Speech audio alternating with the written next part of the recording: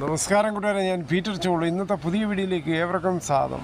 അതായത് 4/7/2026 ശനിയാഴ്ച രാവിലെ റബ്ബർ വില വീണ്ടും കുതിക്കുമെന്നുള്ള പ്രതീക്ഷയിൽ മിക്ക കർഷകരും. ഇന്നത്തെ കോട്ടയം ബോർഡ് വില നോക്കുമ്പോൾ RSS പോർക്കിൽ 269, RSS പൈക്കിൽ 265, ISN നെറ്റിൻ്റെ 230, ലാറ്റക്സ് സർവശാന്തിയാസിൽ 171.70 പൈസ.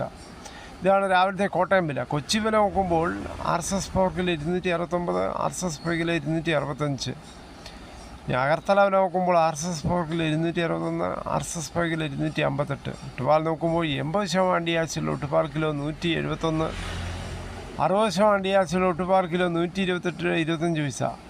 ദേശവില നോക്കുമ്പോൾ ബാങ്കോക്ക് RSS പോർ 270.79 പൈസ, RSS പൈ 270.36 പൈസ.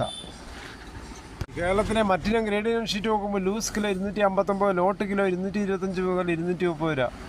കർണാടകയിൽ നോക്കുമ്പോൾ RSS 3 264, RSS 4 261.50 പൈസ, RSS 5 258.50 പൈസ, ലോട്ട് 226 മുതൽ ഒട്ടുപാൽ നോക്കുമ്പോൾ 160 രൂപ.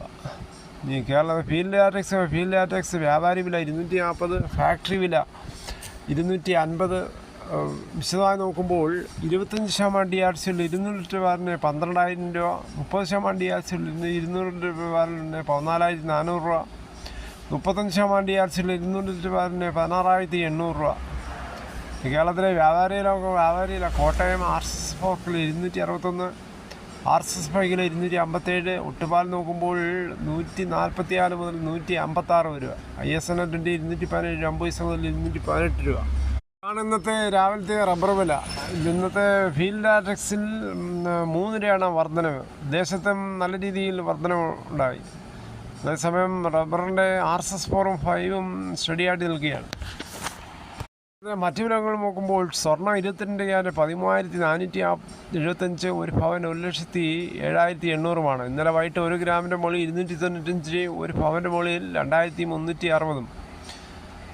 തേങ്ങ വില നോക്കുമ്പോൾ തേങ്ങ ചകരിയില്ലാത്ത മുട്ടത്തേങ്ങ കിലോ 70, പച്ചത്തേങ്ങ 35 മുതൽ, വെളിച്ചെണ്ണ ലിറ്റർ 330, കൊപ്ര എടുത്തപടി 129, അടയ്ക്ക പുതിയത് 360, പഴയത് 360, കാഞ്ഞിരക്കുരു 1880, ഗ്രാമ്പു 810, നാടൻ ഗ്രാമ്പു 930, പിന്നാക്കസ്പെലർ 39, റോട്ടറി 37, കുരുമുളക് അൺകാർവിൽ 699, കുരുമുളക് പുതിയത് 689, കുരുമുളക് ആറുള്ളിൽ 719, ചുക്ക് വെസ്റ്റ് 350, മഞ്ഞൾ സേലം 185, പഴക്കുളം പൈനാപ്പിൾ പഴം 51, കുരുമുളക് വയനാട് 690, ചേട്ടൻ 680.